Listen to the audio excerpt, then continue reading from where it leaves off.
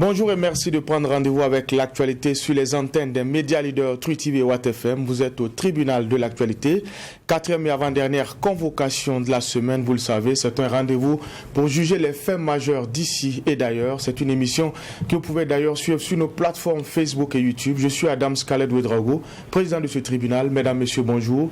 Bonjour, monsieur les juges au siège, Bernard Bougma, Geoffroy Vaha. Bonjour, président Ouedraogo, bonjour, juge Vaha, bonjour, madame, messieurs. Bonjour, juge Bougma, bonjour, président, bonjour, auditeurs et téléspectateurs. C'est connu, le système éducatif au Burkina Faso figure au premier rang des victimes collatérales de la crise sécuritaire. Dans plusieurs zones en proie à l'insécurité, enseignants, élèves, parents d'élèves, bref, toute la communauté éducative paie un lourd tribut, en tout cas en lien avec le terrorisme. Et à la matière, les chiffres du rapport statistique mensuel de données d'éducation en situation d'urgence sont éloquents. On retient que le pays, à la date du 28 février dernier, a enregistré 278 nouvelles fermeture d'établissements scolaires. La question est enrôlée au tribunal de l'actualité. Deuxième sujet enrôlé, la guerre en Ukraine avec l'appel de Macky Sall, président du Sénégal et président de l'Union africaine. Il demande un cessez-le-feu. Décryptage de ces sujets après les avant-propos.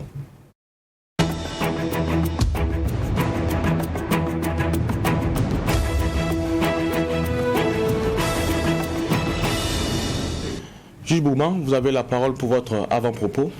Merci, président. Mon avant-propos va concerner la mise en place des organes de la transition burkinabé qui est en train de se faire. Hier, j'avais dit qu'il y a des choix qui faisaient des gorges chaudes, dans certaines localités. Bon, je dis c'est tout à fait naturel parce que c'est un combat politique, c'est un combat de positionnement. Donc, on va tout voir. C'est un remake de 2014-2015.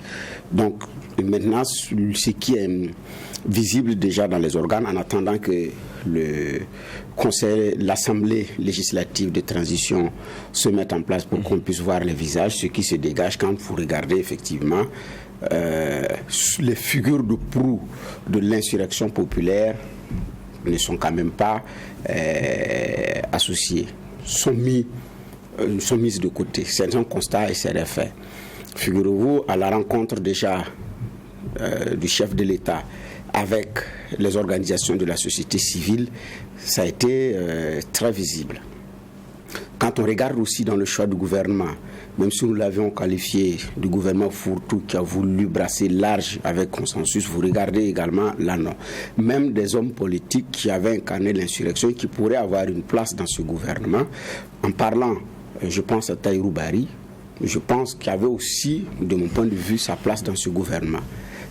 Ancien du CFOP, qui a fait partie de ce qu'on appelle les partis insurgés de 2014, mais aussi qui avait fait un magistère où il avait reçu des félicitations. Je ne le dis pas parce que c'est, comme on appelle ça, un parti pris. Non, sur ce plateau, les uns et les autres savent parfois que c'est aussi tendu entre nous quand il s'agit d'aborder certaines questions parce que c'est essentiellement des positions de principe et il y a quelqu'un qui doit défendre également ses postures. Donc, mais là, non.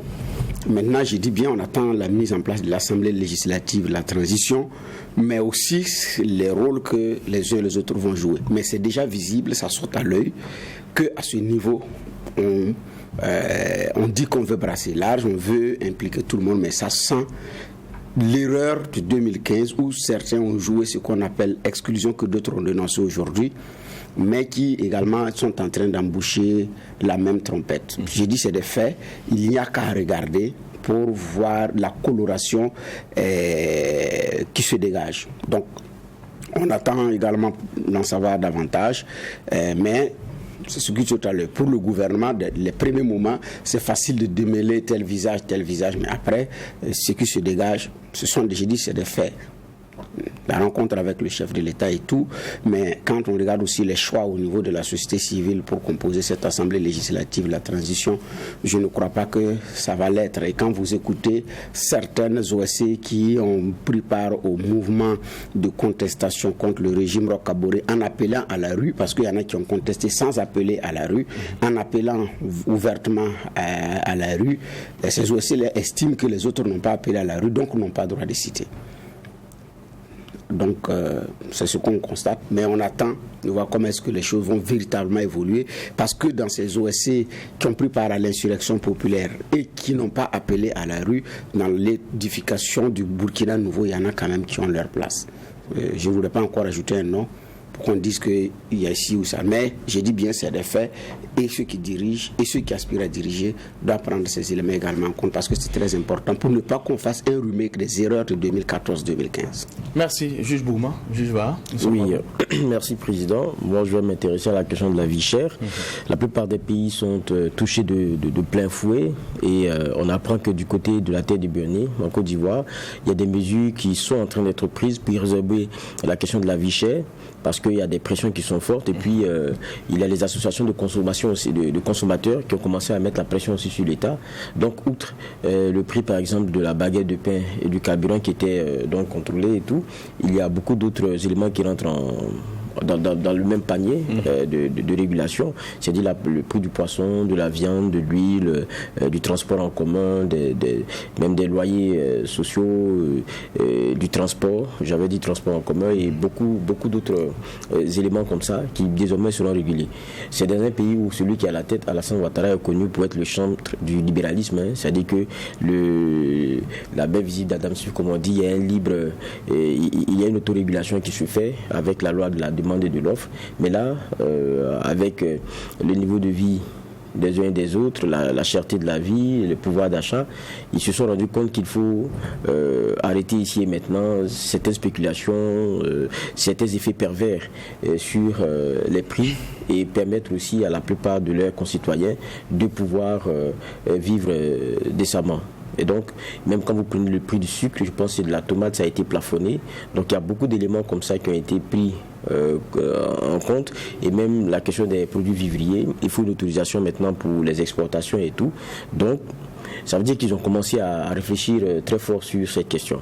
Je m'intéresse à la question aussi parce que c'est que le dimanche passé, j'avais reçu même le secrétaire général des syndicats de commerçants du Burkina qui revenait sur la question de la vie chère. Il parlait de l'impact au Burkina Faso qui est vraiment réel et avec ce qu'on connaît comme crise et difficultés de production au niveau de nos agriculteurs, c'est clair que la pression va devenir encore plus accrue. Donc, on a un gouvernement qui vient d'être nommé.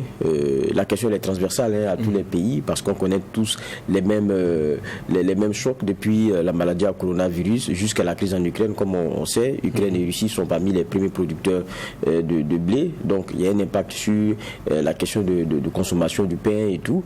Donc il y aura beaucoup d'autres éléments comme ça. Et même quand on prend le cas de la Côte d'Ivoire, le ministre le reconnaît. Il dit même la fermeture des frontières avec le Mali est une conséquence dans l'augmentation des prix de certaines denrées, de certains produits qu'ils consomment sur Abidjan. Donc ça veut dire en même temps que le Mali subit le contre-coup de cette décision d'isolation du Mali, eh bien les autres pays aussi subissent aussi les désidérata de ces décisions-là. Et donc le Burkina n'est pas en reste, ce que je voulais dire à la fin, et on attend de voir comment nos politiques aussi seront pensées. On est passé par beaucoup de choses récemment, avec un coup d'État et tout. C'était pas forcément la première chose à mettre sur la table, mais je crois que c'est la préoccupation de la plupart des Burkinabés, outre celle sécuritaire. Et j'attends de voir avec le gouvernement maintenant qui est mis en place, avec les ministres qui sont nommément connus, et quelles sont les réponses qui seront données à tout cela, parce qu'il faut regarder devant, et devant n'est pas forcément si rassurant pour les Burkinabés. Il faut des réponses ici et maintenant, il faut de la prospective. Merci pour ces entrées en matière, messieurs les juges. Nous allons également dire merci à l'équipe de réalisation de cette émission, le tribunal de l'actualité, qui nous permet d'être ensemble en direct et en simultané sur les antennes des médias leaders Twi TV et Watt FM. Je le disais, le Burkina Faso a enregistré à la date du 28 février 2022 278 nouvelles fermetures d'établissements scolaires suite à des menaces ou attaques terroristes. Alors, ce sont des chiffres du rapport statistique mensuel de données d'éducation en situation d'urgence. C'est un rapport cinglant. Alors, juge Bougma, ça rappelle justement la dure réalité, la crise sécuritaire en train de gagner davantage du terrain. Oui, tout à fait. Elle gagne du terrain parce que même avec la chute du président Kaboré, les attaques ne se sont pas estompées. Elles ont d'ailleurs redoublé d'intensité dans certaines localités. Guibo C'est l'un des exemples symptomatiques de cette situation. En dehors de Guibo, il y a Pama et bien d'autres localités où c'est très difficile aujourd'hui. Donc, et les incendies des mairies qui ont redoublé après la chute du président Kaboré également, en disent long, parce que après la chute du président Kaboré, ce qu'on a constaté aussi, c'est les incendies des mairies qui se sont intensifiés dans plusieurs autres localités. Donc, c'est-à-dire, le régime à Ouagadougou, il a changé. Les militaires sont dans les consultations pour la mise en place des organes. Les uns et les autres se battent à qui mieux dans les partis politiques et dans les organisations de la société civile pour pouvoir avoir un strapontin ministériel ou bien DG, je ne sais pas moi, ou bien un siège à l'Assemblée. Mais le terrorisme, lui, il continue. Donc, comme l'avait si bien dit Newton Ahmed Bari, les militaires font la politique à Ouagadougou et puis c'est Barkhane qui tue les terroristes dans un de ses postes qu'il avait effectivement écrit. Donc, effectivement, c'est un constat qui est là. Parce qu'il y a beaucoup d'écoles qui ont fermé. Il y a d'autres d'ailleurs qui avaient eu sur la centaine d'écoles qui avaient rouvert, il y a 28 qui ont refermé après janvier. À partir dans le mois de février, il y a 28 autres, si je n'ai pas oublié les chiffres, qui ont refermé leurs portes, alors que c'était ouvert. Mais ça a été refermé parce qu'il y a eu une recrudescence des attaques terroristes. Donc ce n'est pas seulement au niveau des écoles. Même dans d'autres localités, c'est difficile d'accéder. Lundi, je faisais l'avant-propos déjà sur Massila, qui est pratiquement coupé du monde où pour assurer le pain quotidien, c'est très difficile. Donc en janvier, des gens qui sont allés chercher des vivres ont été tués, 5 personnes sur le chemin. Donc la réalité, elle est là, implacable. Titao a pu être ravitaillé, mais il y a combien d'autres localités qui attendent? Donc ce n'est pas que avec la chute du président Kaboré ou avec le changement du régime, les choses se sont arrêtées au niveau du front de la lutte contre le terrorisme. Non. Les choses continuent de piétiner, si ce n'est pas de dire que les choses sont en train de s'enliser.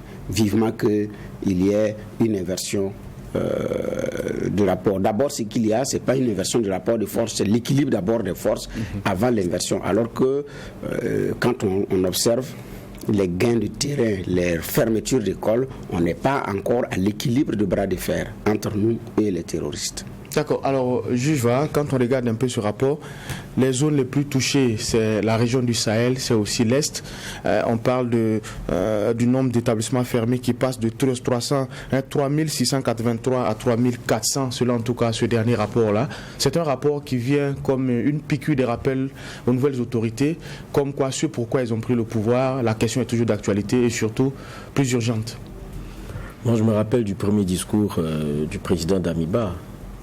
J'ai dit, je fais le choix en ce jour-là de ne pas le garder dans un espace fermé où je suis seul ou machin. Je voulais voir un peu comment les autres percevaient cela. Et autour, il y avait des applaudissements comme à un match de football. Parce qu'il y avait des paroles qui sonnaient tellement fort du fait des attentes et qui étaient tellement bien accueillies. Parce que c'est ce que les Burkinabés, depuis un certain temps, ne font que demander. C'est-à-dire sentir une inversion de tendance sur le terrain. Qu'on n'entende plus parler de zones qui soient plutôt inquiétées, mais de zones qu'on est en train de reconquérir et tout. Et il a dit de façon très claire, la question des reconquêtes était vraiment le maître mot. Mais on attend. Un mois et demi, c'est trop juste, et c'est même trop tôt pour pouvoir évaluer un certain nombre de choses et se dire que non, il n'y a pas d'action ou quoi que ce soit. Mais il y a qu'on n'a pas le temps. Ça aussi, c'est une autre réalité. Ben, on a parlé de Djibo, mais Djibo, c'est pas aujourd'hui qu'on en parle. Depuis février, je me rappelle encore des écrits de Newton Ahmed Bari là-dessus, où on vous dit que ceux qui étaient en périphérie, on venait les rencontrer pour leur dire arrangez-vous parce que bientôt ça sera ceci, ça sera cela. Pour certains éleveurs, on leur dit de ne plus passer et c'est difficile même de rentrer ou de sortir. Tout ce qu'on avait comme installation électrique, ça avait commencé à être saboté. Les besoins de téléphonie mobile ont vu les installations sabotées. Donc il y avait un genre d'isolement de la zone. Mais c'est normal que les écoles ferment, c'est normal que les populations qui sont dans un désarroi, qui ne sont pas dans des situations de confort, se retrouvent à regarder et à tourner le regard vers Ouagadougou et se demander qu'est-ce qui est en train de se passer. Chez eux, le temps ne tourne pas comme à Ouaga. Chaque seconde qui passe, c'est un pas vers l'inconnu et des situations encore plus difficiles dont le retour ne se fera pas sans laisser des plumes. Parce que, vous savez, vous laissez des situations se faire, après c'est des morts que vous enterrez, les gens là ils ne vont pas revenir, les morts c'est fini. Je crois que c'est ça la réalité. Ce qui est intéressant, ce qu'on a vu, pour ce qui est des militaires qui sont au pouvoir, on a vu la réorganisation qui a été faite avec des nominations et tout. Moi j'ai dit, s'ils sont venus et ont fait un diagnostic, c'est qu'ils savent un peu les choix qu'ils font. Mais je crois aussi que là où on les attend, c'est l'impact de ces choix-là sur le terrain. Sinon, il y a beaucoup d'autres choix jusqu'à aujourd'hui que nous ne comprenons pas, mais bon, qu'on prend comme ça. Moi, je prends le cas du ministre de la Défense, par exemple. Quand vous regardez attaché des défenses aux États-Unis, 2014, il rentre, je pense que c'est en 2019, non ? C'est en 2019 qu'il est rentré. Il rejoint le conseil scientifique pour l'élaboration de ce qu'on a comme stratégie de sécurité 2019-2020. Il était colonel, je pense qu'il était colonel-major, il a été bombardé général parce qu'il avait été mis comme ministre délégué du président Roch, pour qu'il puisse parler d'égal à égal avec les autres militaires. Il a été bombardé général. Et c'est lui qui est resté jusqu'à être confirmé ministre de la Défense. C'est le premier militaire aux côtés du président. Maintenant, on nous le reconduit. Ça veut dire, et moi c'est ce que je fais comme lecture, les militaires nous disent que tout ce qui s'est passé, la seule faute incombe aux politiques et aux civils. Parce que quand vous regardez au fond, même sur Inata, il y a eu des noms dans un rapport et tout, mais maintenant on est revenu à une plainte contre X. Les noms qui ont été cités, qu'est-ce qu'il en est ? Je pense que la réponse aussi nous a été donnée parce que l'une des personnes qui avait été suspendue a été reconduite et même nommée. Ça veut dire qu'ils ont derrière eux des éléments probants pour dire que lui, il faut circuler, il n'y a rien à y voir. Mais si vous avez des éléments probants, qui derrière Inata a fait ces problèmes ? Je ne pense pas que ce soit des civils, mais le politique forcément. Ça veut dire que dans l'armée, il y a aussi un diagnostic à faire. Aucun diagnostic partial et sélectif permet d'arriver à un remède qui soit celui opérant. Il faut accepter de faire un diagnostic total. Donc s'il faut regarder aussi dans notre armée, il faut regarder dedans. Je pense que ça c'est très important. Maintenant sur le terrain, ce qu'on est en train de voir, jusqu'à présent ça n'a pas forcément changé. J'ai dit il y a le jeu des chaises musicales qui est en train d'être fait, on entend tout ça, on voit les nominations, oui c'est bien, mais ce qu'on attend maintenant c'est les résultats sur le terrain. Il y a des choix qui sont faits. Le Burkinabé n'est pas compliqué. Il s'est dit bon écoutez, si c'est ce qu'il pense qui est bon, allons-y. Mais là où on vous attend, c'est sur les résultats. Et les écoles continuent de se fermer. On continue avec les attaques. On continue d'essuyer un certain nombre de revers. Je crois que, et je le répète encore, c'est trop tôt pour dire il faut juger, mais je crois que le temps roule et court contre nous. Et ça, c'est très important. Il ne faudrait pas qu'on se retrouve dans une situation où on a l'impression qu'on est revenu à celle ancienne, où à Ouagadougou, on est dans le jeu politique, parce que ce dans quoi le militaire est aujourd'hui, c'est dans les décisions politiques. Parce que maintenant, ce n'est plus une question de caserne seulement. Ils gèrent les affaires de l'État en même temps. Donc, ils sont dans la politique, dans son sens étymologique, la gestion de la cité. Maintenant, s'ils sont pris que par ça, mais ça sera difficile parce que les gens vont leur rappeler que, attention, il y a une réalité première pour laquelle vous êtes venus, il y a une dénonciation première qui a été la vôtre. Et jusqu'à présent, on attend d'avoir les résultats. Donc le temps, il roule et il court, je le répète encore, contre nous. Et c'est important qu'on puisse avoir des éléments probants sur le terrain. Pas entendre qu'on a neutralisé 70 terroristes ici. Et ceci. Non. Je crois que ce que les Burkinabés attendent, ce n'est plus... Non. C'est qu'on a récupéré des parties de notre sol. et qu'on a rouvert des écoles, parce que c'est le sujet qu'on est en train d'aborder aujourd'hui, les fermetures des écoles, qu'on n'apprend plus qu'il y a encore et encore des écoles qui continuent de se fermer. Non, parce que les écoles se ferment, pourquoi? C'est pas que le terroriste arrive dans la ville, non, mais c'est qu'il est en train de s'en approcher. Ce qui fait les déplacés internes, c'est quoi? On n'attend pas qu'un matin on vienne vous égorger. Mais vous savez qu'ils n'ont plus le village à côté.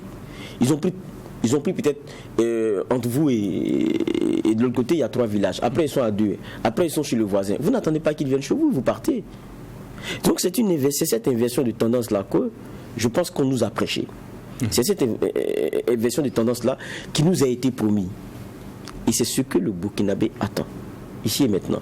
Les écoles fermées, ça ne va pas, c'est pas en un mois qu'on va se dire, bon, écoutez, mais je crois que il est temps aussi qu'on se retrousse les manches là et qu'on fasse ce pour qu'on a dit on est venu. Et ça, c'est important. Alors, juge Bourma, c'est vrai, vous l'avez rappelé aussi, les fermetures de mairie. Mais ce qui frappe à l'œil, c'est surtout le cas des établissements scolaires. Et à ce niveau-là, le choix justement des terroristes de toucher à ces structures, à l'institution école, n'est pas un choix fortuit, parce que toucher à l'école, c'est toucher à l'avenir de tout un pays. Oui, mais la réalité aussi, c'est qu'il y a un domaine, on n'est pas dit une thématique qu'on n'a pas le courage d'aborder. Parce que la vérité aussi, c'est qu'il y a un fond d'idéologie et de religion derrière. Mais là, on ne veut pas l'aborder avec courage. Donc, il remet en cause tout le système éducatif.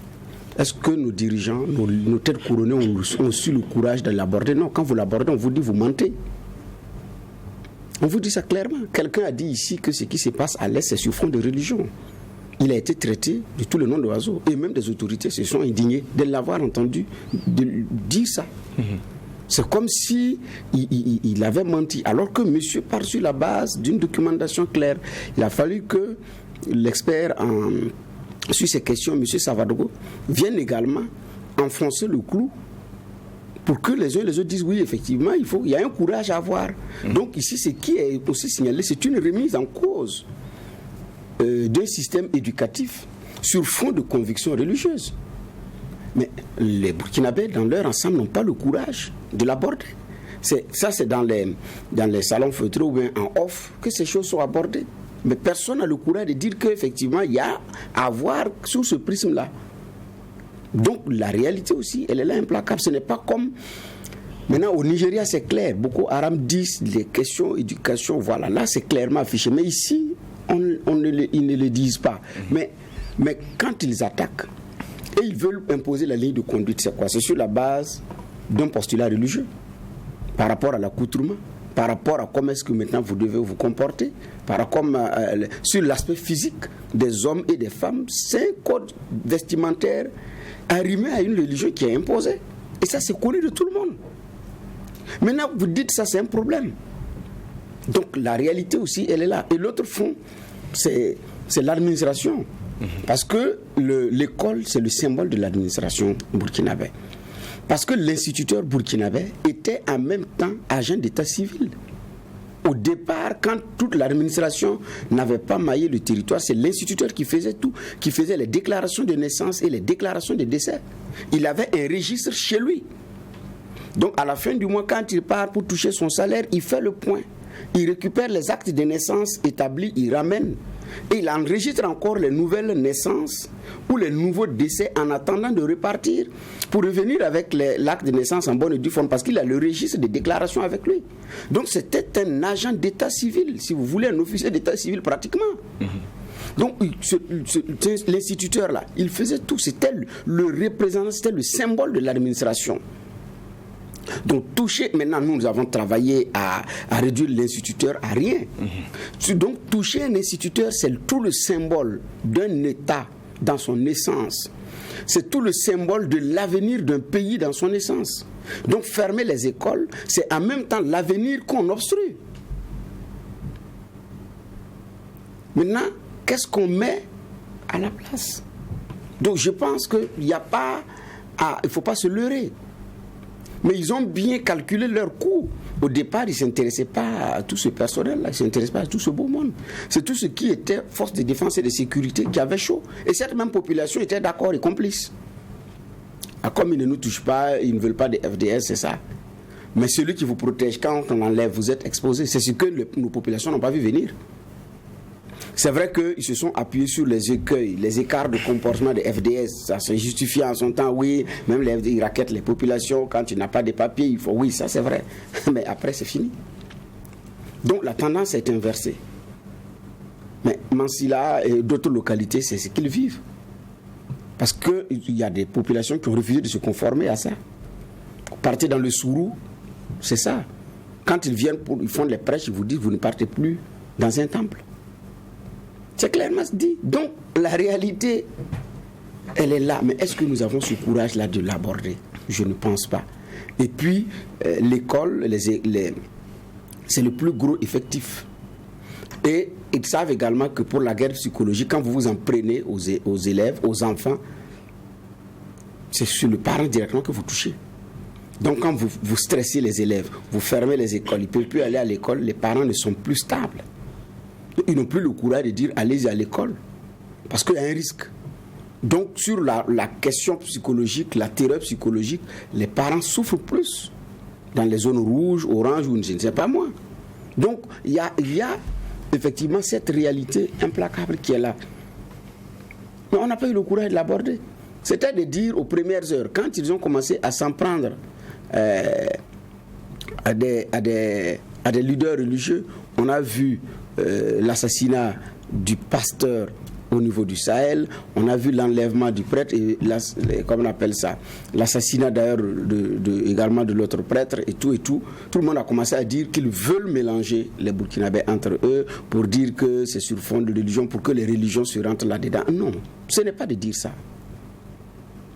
C'est bon de dire que effectivement ils tentent de cogner les têtes entre les différentes religions pour en faire une guerre religieuse, et vous allez vous entretuer et ils vont s'en tirer à bon compte. C'est déjà de prendre conscience de cela. Mais après, quel est le discours qu'on tient? C'est d'accepter de dire qu'ils viennent dire ça, mais ce n'est pas ça. Mais même là, on ne peut pas. Qui est ce leader religieux qui va sortir dire ils ont fait des prêches, ils ont dit qu'il faut faire ça, il faut faire ça. Mais nous, on vous invite à ne pas les suivre. Personne. Lors des grandes fêtes religieuses, on n'entendra pas ça. Lors des sorties, on n'entendra pas ça. Il a fallu attendre que Bilal Ramadan vienne à Ouaga pour en parler. Et puis il est reparti, puis ça s'arrête là. Puis c'est fini. Donc, mais ça, ces aspects-là, on ne veut pas, j'ai dit bien, l'aborder avec courage. Ensuite, par rapport aux questions d'école, j'ai dit bien, c'est tout un avenir, c'est toute une génération qu'on est en train de perdre si on ne se lève pas tôt. Après, vous les reversez où? Vous leur donnez quel boulot? Ou bien vous les recyclez comment? Pour une école d'ailleurs qui ne forme pas à des questions pratiques. Déjà, même ceux qui ont l'opportunité de faire l'école, de finir, même attendre que l'État les recrute pour aller dans un bureau. En dehors de ça, ils ne savent rien faire d'autre. Et ce système-là vient, et cette situation vient compliquer encore les choses. Et après tout ce beau monde-là, on va les mettre où? Qu'est-ce qu'on va leur donner à faire? Est-ce que ce n'est pas des bombes à retardement? Donc, en fond, quand on se posera des bonnes questions, les thérapies vont venir facilement. Mais aujourd'hui, c'est compliqué. Regardez ce qui s'est passé à Mansilla. Je dis Mansilla, à Piscila, à une trentaine de kilomètres de Kaya. Ils sont venus avec des armes lourdes en plein 18h, puis saccager tout ce qui est réseau de téléphonie. Puis là, il y avait des réfugiés, des déplacés internes qui sont. Donc, j'ai dit, l'école, c'est tout un symbole d'avenir. Parce que c'est par l'éducation, on dit l'éducation, c'est la clé, l'éducation, c'est la base. C'est par l'éducation que vous donnez aujourd'hui là. Parce que l'enfant, c'est un investissement. C'est ce en quoi vous allez investir en lui que vous allez récolter demain. Et si vous n'arrivez même pas à faire cet investissement minimal en lui, qu'est-ce que vous allez récolter? D'accord. Alors, juge Bourmet estime qu'il faut mettre le doigt là où ça fait mal. Il faut parler des questions taboues, notamment des questions en lien avec le terrorisme et la religion. Est-ce que la création de ce ministère en lien chargé des affaires religieuses et coutumières n'est pas quelque part un courage politique, ce que Bernard dénonçait tantôt? Oui, mais ça pourrait l'être, si c'est le contenu aussi qu'on y met. Parce que moi, je ne sais pas encore pourquoi ce ministère a été créé. Parce que les motivations, on ne le sait pas encore. Quand on regarde dans d'autres sous-régions, il y a le Sénégal qui est un ministère, je pense, des cultes, là, un peu comme le nôtre. C'était depuis 2010, c'est depuis 2010, et si ma mémoire est bonne, c'est sous Wade, parce que Wade avait fait des sorties qui étaient très controversées, notamment sur, je pense, c'était la construction de ce qu'ils avaient comme monument. Et je pense qu'il avait rappelé que, bon, lui, il a l'habitude de passer devant des églises où il y a des statues il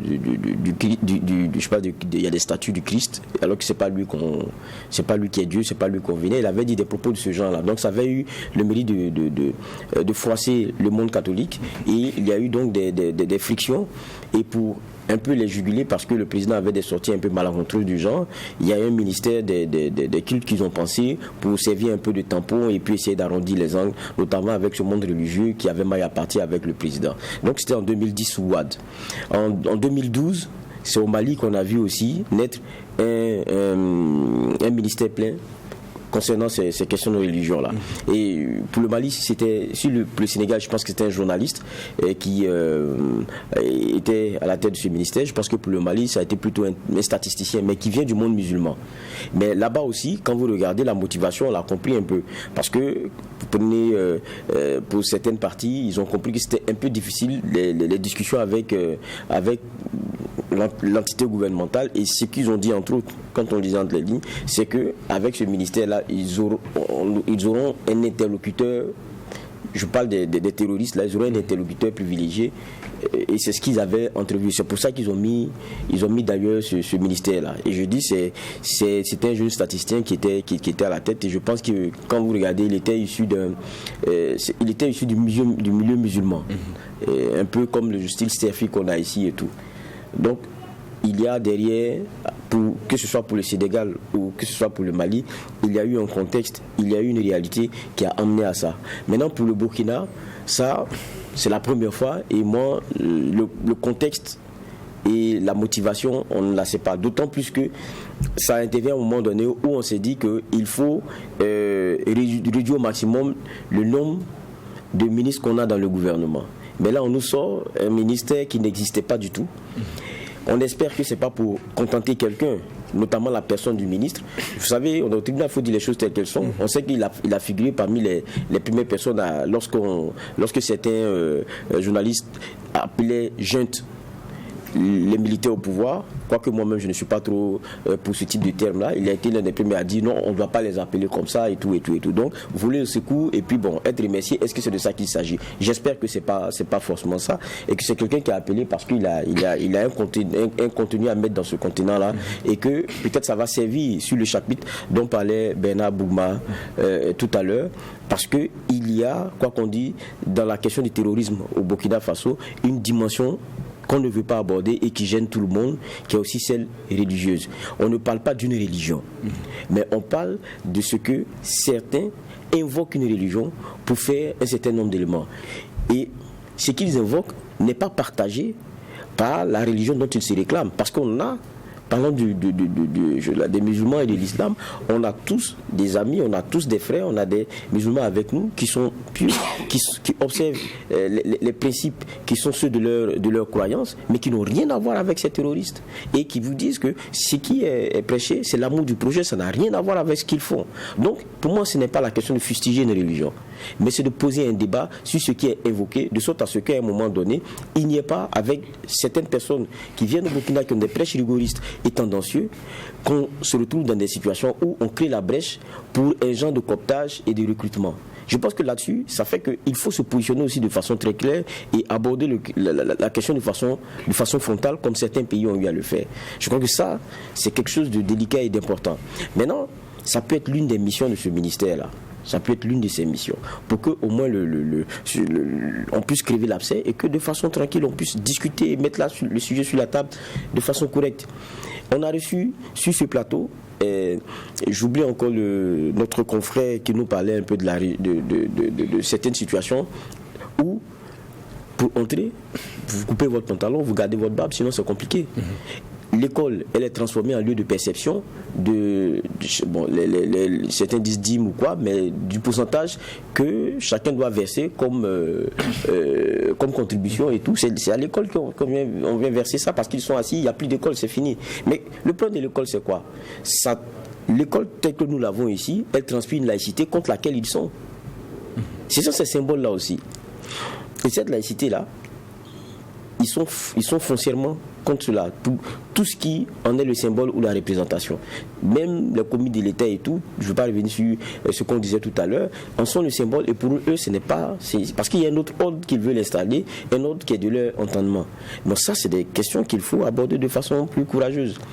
Et se dire que bon, ça n'a rien à voir avec ce qu'on connaît comme religion et comme préceptes qui sont enseignés, partagés par bon nombre de nos concitoyens, mais c'est une forme de perception contre laquelle il faut aller et qu'il faut dénoncer. Je crois que ça aussi, c'est un discours qu'il faut tenir. Alors, juge Bouma, votre regard sur justement la création de ce ministère-là comme opportunité pour aborder ce sujet que vous estimez assez sensible, mais qu'on doit aborder quand même. Oui, c'est vrai même que certains disent que sa création n'était pas nécessaire.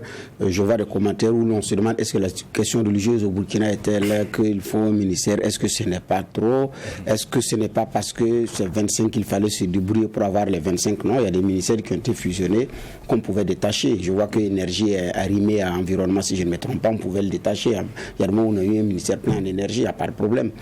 Donc même si on pouvait détacher également la culture de la communication, qu'on aurait les 25 sans forcément créer un ministère des affaires religieuses, non, on pouvait le faire.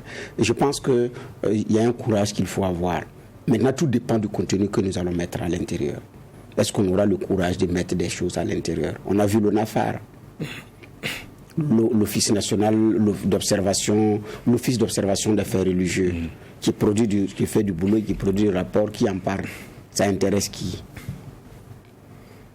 En fait, c'est ça. Donc, quel est le contenu que nous allons mettre dans ce ministère? Et ensuite, le Burkinabé, pour le moment, j'ai dit bien, il ne réfléchit pas nation. Il réfléchit religion, il réfléchit région, il réfléchit ethnie. Quand on va toucher à un seul cheveu d'un leader d'une quelconque religion, même si le leader n'a pas raison, on verra les levées de bouclier. Et c'est ça aussi la réalité. Mais j'ai dit le Sénégal, qui a 99% musulmans, a arrêté des prêcheurs islamiques en 2015. Parce qu'ils disent que c'est une incitation au terrorisme, c'est une incitation, c'est ceci ou cela. Il y a des charges claires qui ont été retenues. Mais nous, 2009, 2011, 2012, au Sahel, ces prêches-là avaient commencé. Les services de renseignement ont remonté ça à Ouagadougou. On n'a pas bougé. Où ils disent, faites attention à tel prêcheur de telle religion.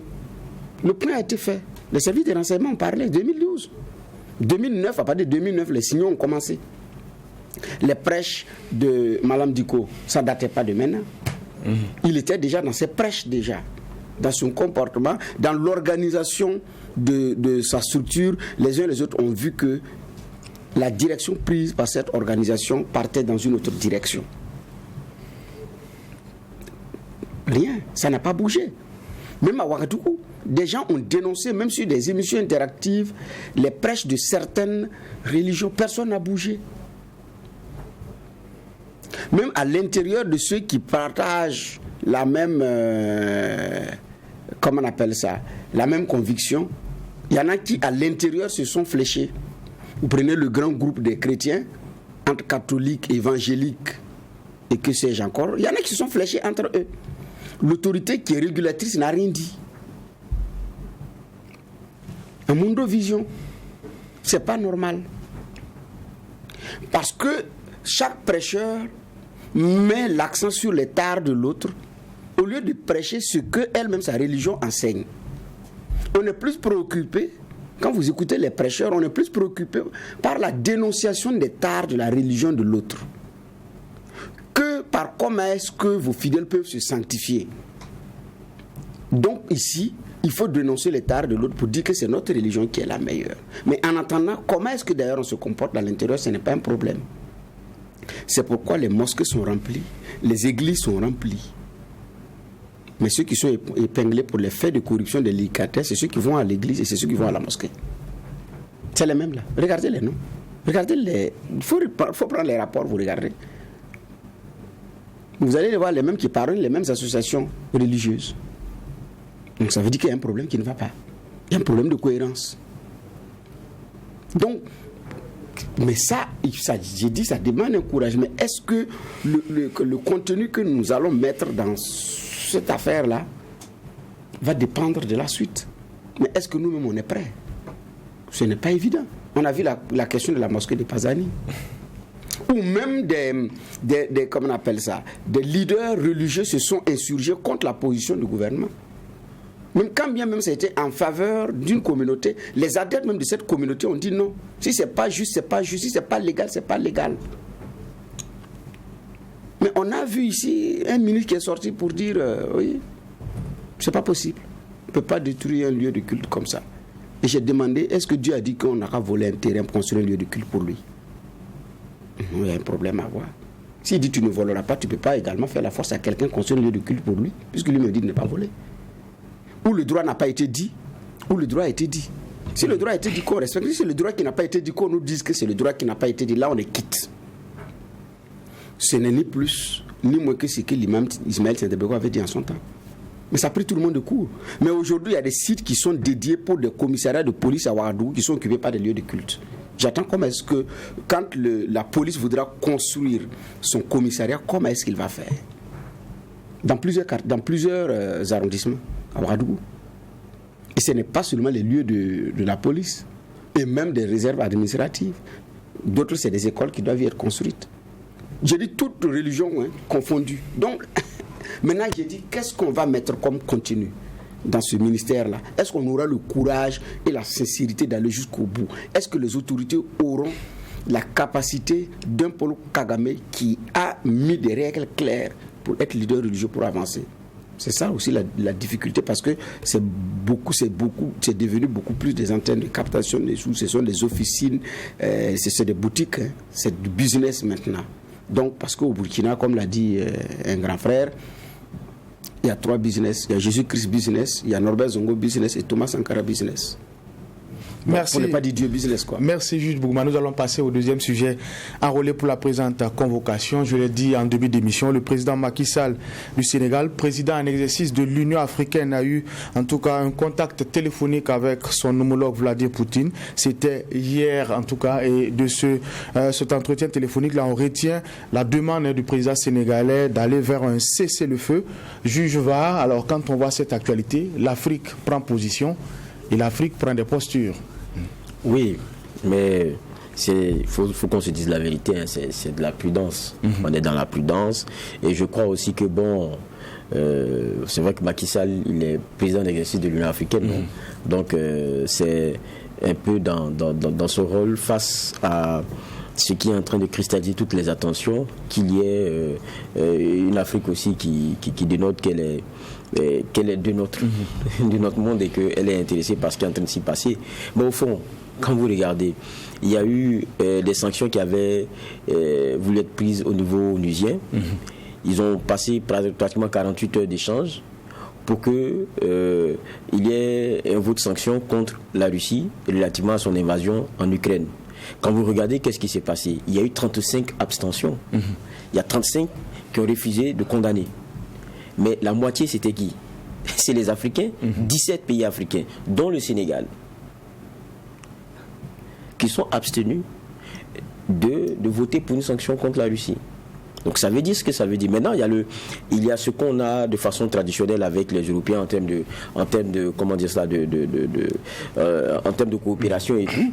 Vous savez, vos postures sur certains sujets font et sont tenues en compte dans aussi la coopération par après. Donc il y a forcément aussi une Afrique qui a envie, après avoir su certains chapitres, une posture, a envie de se rattraper d'une certaine façon.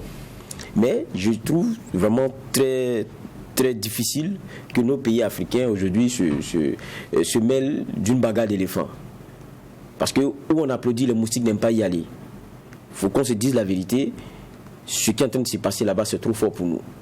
On a d'autres problèmes ici, on a d'autres réalités, et on s'en tient à ça. Je crois que c'est ce que l'Africain aussi commence à comprendre. La plupart aussi des chefs d'État subissent des pressions en interne. Ils savent comment leur population commence à vomir certaines façons de coopérer qui est d'une autre ère et qu'une jeunesse ne comprend pas aujourd'hui et n'accepte pas. On parle de vent anti-français, c'est plutôt un vent anti-France-Afrique. Et certains y mettent de l'antioxydant, alors que ça n'a rien à voir. Mais c'est ça la réalité aussi de nos chefs d'État aujourd'hui. Et ils voient aussi comment certains adoubent d'autres coopérations qu'ils voient comme étant des alternatives, parce qu'ils voient ceux qui étaient dépeints comme des diables un peu autrement, parce qu'on est dans un monde globalisé où on n'a plus seulement que la voix du maître, on a d'autres voix. Et donc on a la façon à nous d'avoir une autre perception maintenant du monde. Donc tout ça, ça fait changer beaucoup de choses. Vous vous rappelez, il y a quelques semaines, c'était même le ministre des Affaires, je pense le ministre des Affaires étrangères malgache, qui lui avouait clairement qu'il y avait des pressions le concernant pour que Madagascar prenne une posture sur la question russe et donc s'aligne sur la vie occidentale.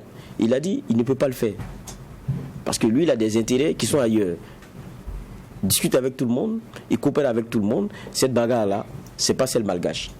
Donc c'est ça la réalité. Il y a beaucoup de diplomaties aussi qui font ce lobbying-là pour qu'il y ait des postures qui soient de nature à dire la Russie n'a pas raison, la Russie ne devrait pas faire ceci, la Russie ne devrait pas faire cela. Il y a une prudence que les Africains sont en train de prendre relativement à ça. Maintenant, ils ne suivent plus comme avant. Parce qu'ils ont un peuple qui aussi est regardant et qui est très concerné par ce qui est en train de s'y passer. Mais quand vous regardez aussi, disons les choses tout nettes, ce n'est plus comme avant parce que la Russie a commencé aussi à s'intéresser à l'Afrique. Vous prenez depuis 2006, ils ont commencé avec l'Algérie, ils ont d'abord annulé une dette de c'était comme les 4,7 milliards de dollars, si ma mémoire est bonne, pour un contrat d'armement de 7,5 milliards. Ils l'ont fait avec l'Égypte, après soit le faire avec la Libye. Donc ils s'intéressent fortement à l'Afrique. Et si on voit les chiffres, en 2018, ils ont passé quand même le cap des 20 milliards de coopération avec le continent, même s'ils sont loin derrière des pays comme la Chine qui sont à plus de 200 milliards, la France qui a en gros un peu plus de 50 milliards aussi d'euros. Mais quand vous regardez aussi, c'est normal. La France, il y a quelque chose d'historique et de traditionnel par rapport à cela, c'est des anciennes colonies et tout. Donc il y a un cordon ombilical qui est naturel. Maintenant, si vous voyez la Russie commencer avec ces chiffres-là, ça veut dire qu'il y a un intérêt qui est fort. Mais la plupart aussi des pays sont en train de faire face à une question sécuritaire qui les prend à la gorge. Alors que la Russie est un bon partenaire sur ces questions. J'ai rappelé le cas de l'Algérie, de l'Égypte et de la Libye. Les grands contrats ont été d'abord ceux de l'armement. Regardez ce qui est en train de se passer aussi du côté du Mali. Vous allez commencer à comprendre. Donc il devient un partenaire très intéressant sur l'aspect militaire, alors que la sécurité devient un enjeu majeur pour la plupart de nos pays. Faut-il commencer à cracher sur la Russie au risque, lorsque vous vous retrouvez dans des problèmes, de ne pouvoir, au regard de vos postures d'antan, de ne pouvoir bénéficier de largesse ou bien de possibilités de commercer, alors qu'on connaît la Russie dans sa façon de s'assumer, même lorsque vous êtes mis en minorité ou même lorsque vous faites l'objet des sanctions, ils peuvent passer outre mesure sur certaines questions, juste pour commercer avec vous, pour vous armer, pour peu que vous ayez les moyens de pouvoir payer. Et ça, les chefs d'État sont sensibles à ça. Ils en sont conscients. Quand je le disais il y a 2 jours, je disais en avant-propos que même les autorités maliennes, elles ont dépêché en pleine crise Russie-Ukraine des émissaires, des ministres d'ailleurs et un chef nouveau de l'armée de l'air. Parce qu'il faut discuter armement. Le 8 mars, ils y étaient du 6 jusqu'au 8 mars, ils y étaient encore. Mais parce que la question de la Russie qui est en train d'envahir l'Ukraine, c'est pas leur problème. Ils ont Gao, ils ont Tombouctou, ils sont en train de les taper. Ils ont un deuil national. C'est ça qui est leur préoccupation. Donc ne demandez pas à ces messieurs-là de venir s'aligner derrière X pour dire qu'on condamne, alors que le X derrière lequel vous alignez là n'est pas prêt à vous aider à solutionner votre problème. La preuve, l'Ukraine en question. Tous ceux qui disent de s'aligner là, ils sont où? C'est eux qui ont jeté le regard vers l'Ukraine qui était celui à Guichan et tout. Mais aujourd'hui, ils sont où? Alors que l'Ukraine et son président ont commencé à prendre des postures qui ont fâché le géant russe. Ils sont où? Donc c'est pas notre combat, c'est pas notre débat. On est trop loin de ça. On a d'autres problèmes. D'accord. Alors, Juge Bougma, l'Afrique qui donne la voix, le président de l'Union africaine qui demande un cessez-le-feu, pour beaucoup c'est bien, mais il faut que l'Union africaine s'intéresse aussi aux actualités beaucoup plus proches et qui intéressent directement, l'Afrique, notamment la crise malienne. Ils attendent des prises de position fermes et assez courageuses là-dessus. Votre point de vue? En fait, moi je comprends le grand commis de la France qui est assis au Sénégal, qui s'appelle Macky Sall, le président sénégalais. Je le respecte, mais sur ce coup-là, c'est de la rigolade, c'est rigolo ça. Entre la Russie qui avait demandé une neutralité de l'Ukraine, qui n'allait pas déranger quelqu'un. Les Européens si les Européens acceptaient, respectaient la clause verbale qui les liait par rapport à l'Ukraine, et que l'Ukraine ne flattait pas Volodymyr Zelensky dans cette affaire, dans cette aventure, pour que l'Ukraine reste neutre, on n'en serait pas là. Là, on n'en serait pas là. Et même mieux, c'est dans la crise Russie-Ukraine qu'on apprend que si vous, papa, vous êtes fautif, on peut attraper votre fils comme co-accusé. Les milliardaires russes qui souffrent là, parce que Poutine a déclaré la guerre à l'Ukraine, moi je ne vois pas le rapport. On sanctionne des milliardaires russes, on bloque leur yacht parce que le président de leur pays a déclaré la guerre à l'Ukraine. Je ne sais pas de quoi est-ce que ça retourne. On empêche même des artistes russes de jouer aux États-Unis parce que leur pays a déclaré la guerre à l'Ukraine.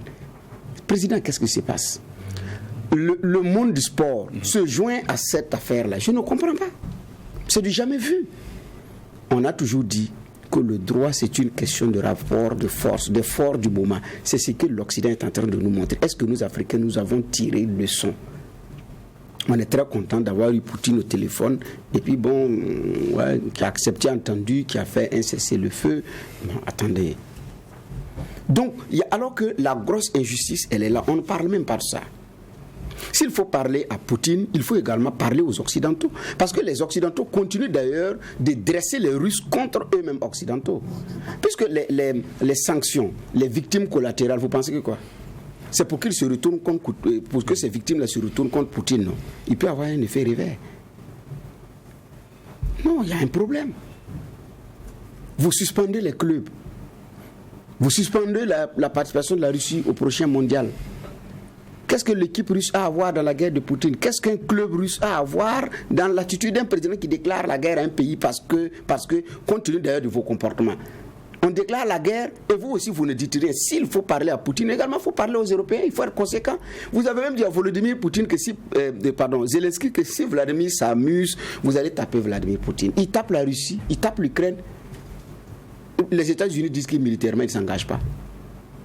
La France dit non. Quand le ministre français est sorti le matin pour dire que c'est une guerre économique, le soir il s'est excusé.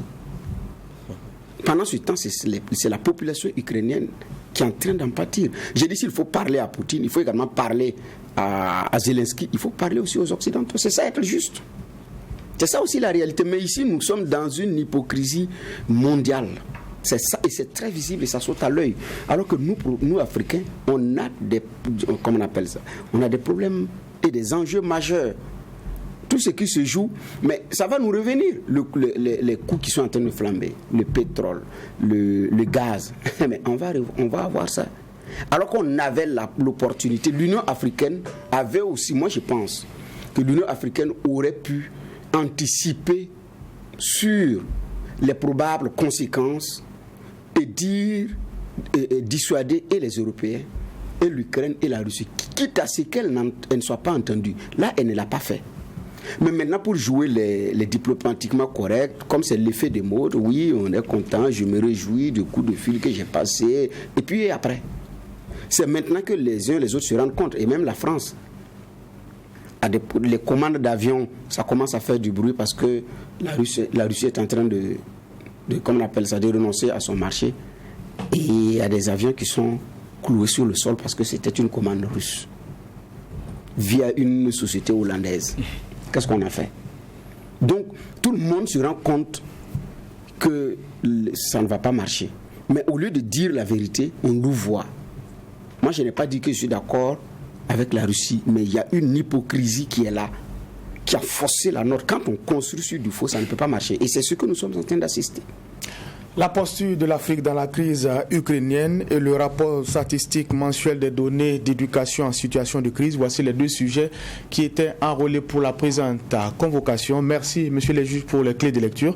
C'est ici qu'on va mettre un point final à la présente émission. On se donne rendez-vous demain pour, en tout cas, la dernière convocation avec la même mission. Jetez un regard critique sur l'actualité, mais en attendant, restez fidèles au programme des médias leaders, True TV et Watt FM.